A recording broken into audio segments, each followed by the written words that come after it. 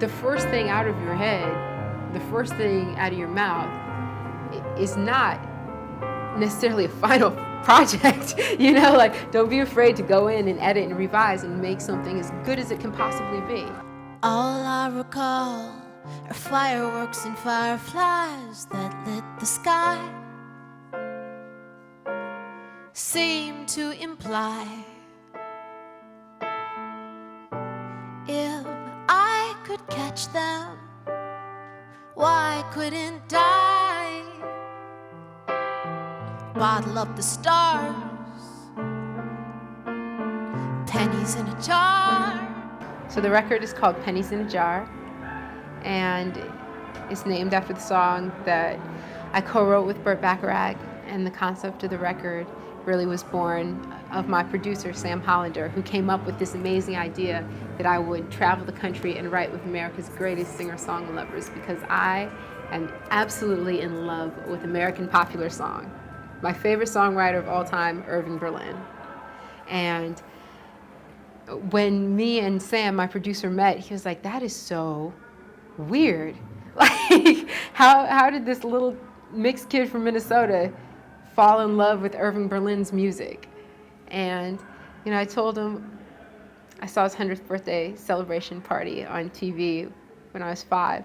And ever since then, I just felt like being a songwriter would be the greatest thing ever, because you change people's lives, and you're immortal. Like, people sing songs forever, and they're everywhere. They're at weddings, they're at funerals, they're at birthdays, they're evocative of love and friendship, and they bring back moments in time. And I always wanted to be a songwriter.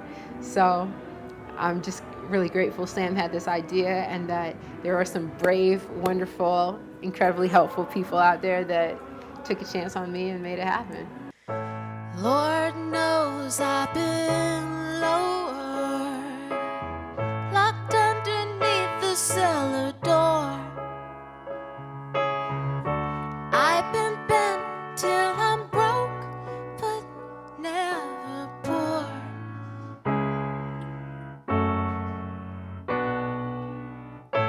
You might ask why I'm smiling with empty pockets, can't you tell? Diamonds shine in the midnight sky, and the world is my million-star motel. Apprenticeship is so important. There used to be a real systematic way that people learned any great craft. If you look at the High Renaissance in Italy, all of the artists there, from Michelangelo to Leonardo to Raphael, they all started out when they were very young in workshops, surrounded by their peers, going to all these different, their mentors, competitors' workshops, and just really staying up and developing their skill. And we don't have that in music today, because you can buy a computer and start GarageBand and make your own music, and you don't have anyone telling you it's good or it's not, and you can put it on YouTube or put it on iTunes, and if somebody thinks it's cute, and it could start off as something that maybe a lot of people wouldn't initially think is great, and then turn into a phenom, and then all of a sudden it's about it being popular more so than about a craft, any craft. I got to meet everybody but Bob Dylan.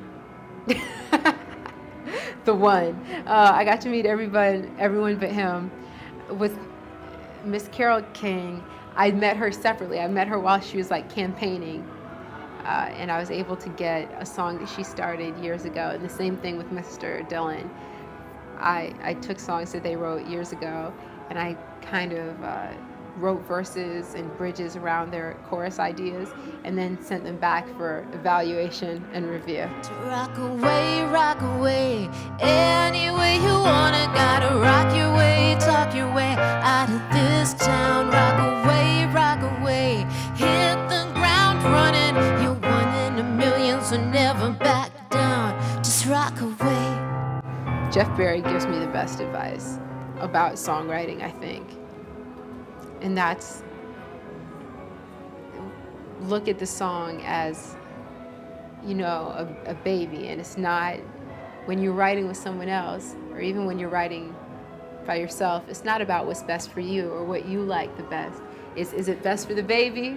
Is it best for the song?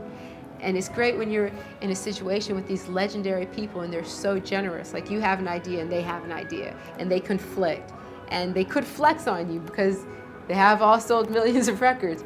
And just see someone be like, your idea is much better here. Let's go with that. And just a complete abandonment of ego. There just hasn't been. You would think, like, the higher you get in these writers, the more ego there is, and it's the exact opposite. It's really focused on the quality of the work, and taking joy in it, and enjoying getting the song as good as it can be. It should not be a self-indulgent process, and it's not, you know, when you have inspiration, like, you needn't treat it like it's something so magical. Like, we are sometimes given songs, we don't know where they come from. That's awesome. But it's not to say that you don't take that and say, okay, is this as good as it can be? It doesn't mean you don't revisit it. You know, like, revisit it, don't be scared. Final thoughts?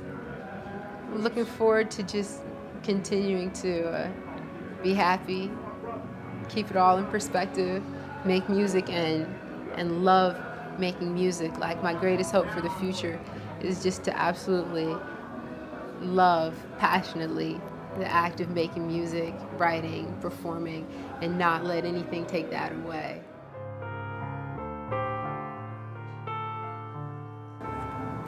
Hello, I am Nikki Jean, and you are watching Real Black.